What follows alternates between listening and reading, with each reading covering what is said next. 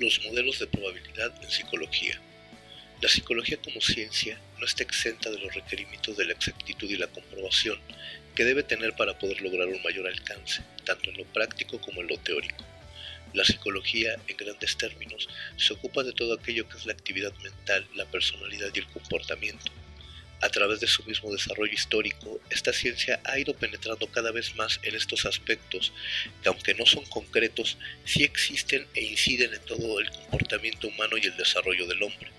Por esta razón, la psicología tuvo que evolucionar como ciencia e integrarse de métodos cada vez más exactos que la dotaran de validez, comprobación y un sistema de predicción que fuera medible y susceptible de ser transformado en datos exactos.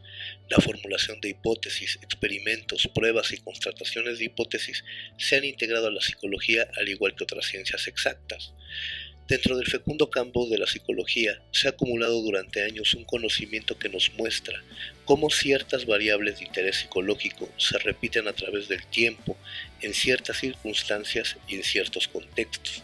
Siendo así, la psicología ha podido observar y constatar que existen estructuras de ocurrencias psicológicas que se repiten y que pueden ocurrir bajo ciertas condiciones.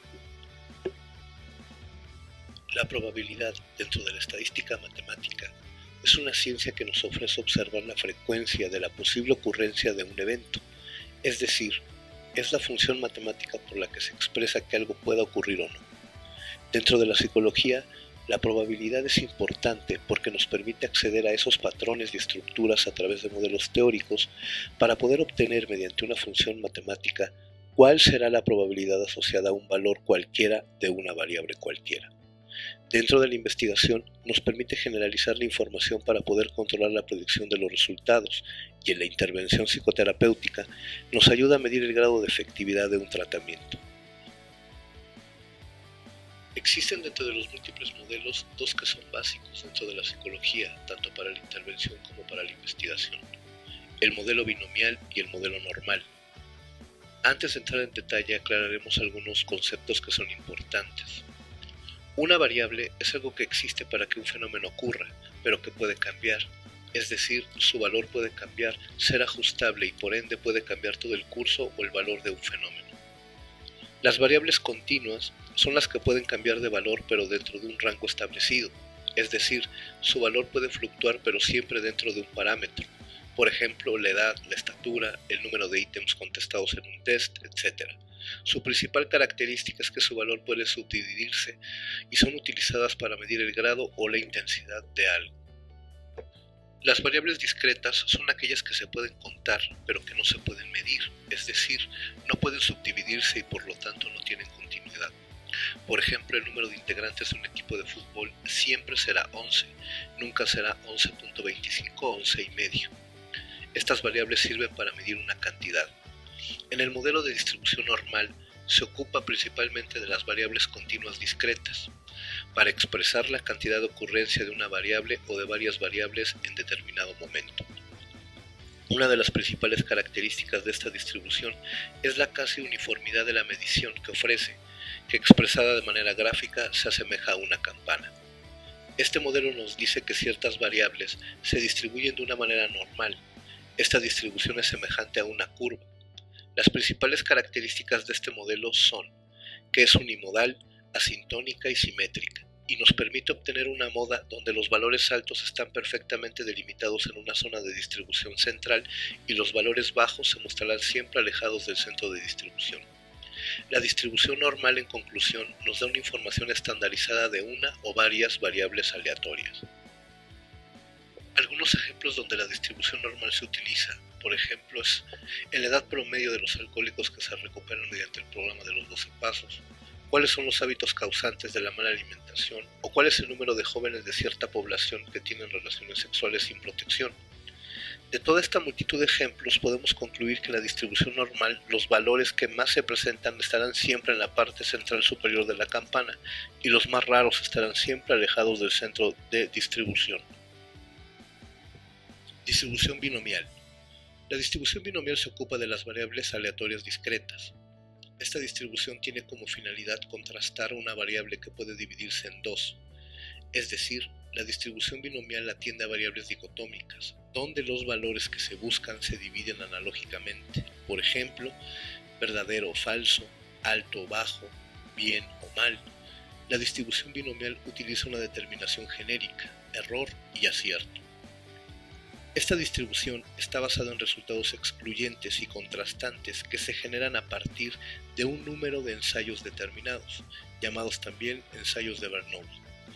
Sus principales características son que los resultados son dos y son contrastantes, por ejemplo, acierto y error, que la probabilidad de ocurrencia de los dos resultados debe ser lo más estable posible durante los ensayos aplicados. En conclusión, se utiliza para saber el grado o la intensidad de algo. Utilizando los ejemplos anteriores, podemos concluir que la distribución binomial puede ayudarnos a proporcionar el grado de éxito o fracaso del programa de los 12 pasos para el alcoholismo, por ejemplo, o el grado de efectividad de cierto programa nutricional para las personas con sobrepeso, o si los programas de educación sexual en las escuelas son efectivas para ayudar a los jóvenes.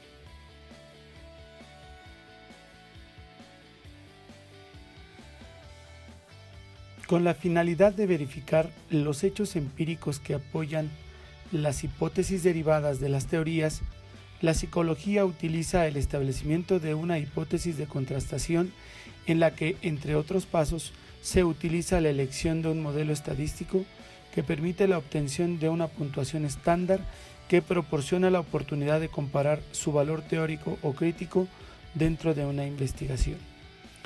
Es importante mencionar que para que exista una comparación óptima, esta se debe formular en términos estadísticos, por lo que es necesario en primer término identificar y enunciar la hipótesis nula, siendo esta el enunciado que define la falta de diferencias entre las condiciones. En otras palabras, significa que la variable dependiente no sea afectado por la acción de la manipulación experimental. Por otro lado, es necesario enunciar una hipótesis alterna, de acuerdo a la que cualquier diferencia significativa se deberá atribuir a la manipulación experimental. De este modo, la hipótesis alterna es la explicación operacional de la hipótesis de investigación del experimentador. La naturaleza de una hipótesis de investigación puede determinar la forma en que se enunciará su hipótesis alterna. Esto debido a que cuando la hipótesis de investigación busca comparar dos condiciones, la hipótesis alterna toma diferentes formas que dependerán del tipo de información que busca el investigador. Una primera clasificación está basada en la cantidad de información con la que cuenta un investigador sobre el fenómeno estudiado, por lo que, si éste tiene información escasa, lo mejor es el planteamiento de hipótesis exploratorias en las que no es específica la dirección de las diferencias. Este tipo de hipótesis es conocida también como no direccional o de dos colas. Por otro lado, cuando se cuenta con información, tanto teórica como empírica, que permite al investigador predecir la dirección de las diferencias, se le conoce como direccional o de una cola. Una adecuada diferenciación de la hipótesis alterna es muy importante, ya que la forma que se adquiere, exploratoria o descriptiva, influye en forma notable sobre la decisión acerca de su certeza. Cuando una hipótesis de investigación busca comparar tres o más condiciones, la hipótesis alterna invariablemente se enuncia en términos de diferencias, es decir, no direccionalmente. Una segunda clasificación de hipótesis alterna es la basada en la especificación de los parámetros, y estas pueden ser exactas o inexactas. Se menciona que una hipótesis alterna es exacta cuando se especifica el valor aproximado para el parámetro de las diferencias. Por el contrario, una hipótesis es inexacta cuando no se especifica ningún valor para el parámetro. Nivel de significancia. Es la probabilidad de rechazar la hipótesis nula cuando es verdadera. Se asocia a la verificación de hipótesis. Es el punto de corte y a partir de este punto el investigador decide si rechazar la hipótesis nula. Cuando una hipótesis nula es rechazada, es decir, cuando un contraste de hipótesis proporciona un valor inferior al nivel de significancia, la hipótesis proporcionará un valor inferior al nivel de significación. La hipótesis nula es rechazada y el resultado se denomina estadísticamente significativo. En este caso, el nivel de significancia es mayor y más fuerte será la evidencia de que no se debe a una coincidencia, es decir, no es por azar.